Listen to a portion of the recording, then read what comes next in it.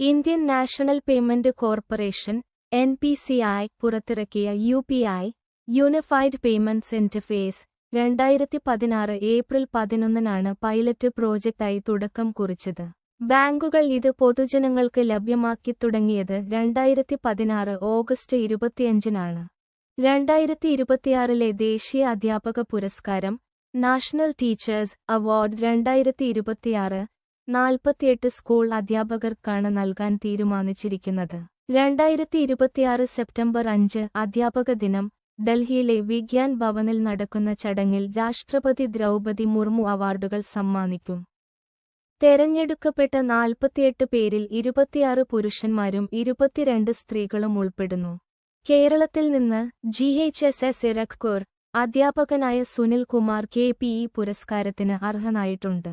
പശ്ചിമഘട്ടത്തിലെ പരിസ്ഥിതിലോല പ്രദേശങ്ങൾ സംബന്ധിച്ച് കേന്ദ്ര സർക്കാരിന്റെ കരട് വിജ്ഞാപനത്തിന്റെ മലയാളം പതിപ്പ് തയ്യാറാക്കി വെബ്സൈറ്റിൽ പ്രസിദ്ധീകരിക്കാൻ കേരള ഹൈക്കോടതി 10 ദിവസത്തെ സമയമാണ് സംസ്ഥാന സർക്കാരിന് അനുവദിച്ചത്. ജസ്റ്റിസ് C ജയചന്ദ്രന്റെ ബെഞ്ചാണ് ഈ ഉത്തരവിട്ടത്. ഇംഗ്ലീഷ് പതിപ്പ് മാത്രമുള്ളതിനാൽ ആക്ഷേപങ്ങളും അഭിപ്രായങ്ങളും സമർപ്പിക്കാൻ ജനങ്ങൾക്ക് നേരിടുന്ന ബുദ്ധിമുട്ട് ചൂണ്ടിക്കാട്ടി സമർപ്പിക്കപ്പെട്ട ഹർജിയിലാണ് ഈ നടപടി. ഇന്ത്യയിലെ ആദ്യത്തെ ഹൈസ്പീഡ് റെയിൽ ടെസ്റ്റ് ട്രാക്ക് രാജസ്ഥാനിലാണ് നവൂർഗുഡ് ഘട്ടത്തിൽ നിർമ്മിക്കുന്നത്. രാജസ്ഥാനിലെ ജോധ്പൂർ ഡിവിഷന് കീഴിലുള്ള ഡിഡ്വാന കുചമാൻ ജില്ലയിലാണ് ഇത് സ്ഥിതി ചെയ്യുന്നത്.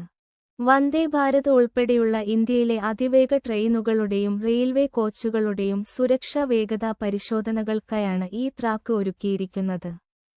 മണിക്കൂറിൽ 220 കിലോമീറ്ററിലധികം വേഗതയുള്ള ട്രെയിനുകൾ പരിശോധിക്കാൻ ഇതിൽ സൗകര്യമുണ്ട്.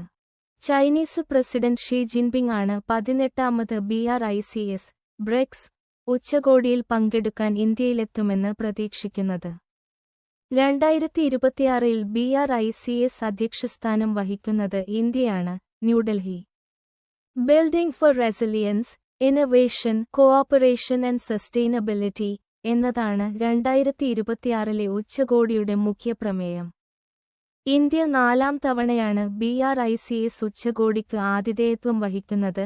മുമ്പ് 2012, 2016, 2021 വർഷങ്ങളിൽ ദക്ഷിണ ചൈനയിലും വടക്കൻ വിയറ്റ്നാമിലും കനത്ത മഴയ്ക്കും വെള്ളപ്പൊക്കത്തിനും മണ്ണിടിച്ചിലിനും കാരണമായത് നാര ചുഴലിക്കാറ്റ് ടൈഫൂൺ നാര ആണ്.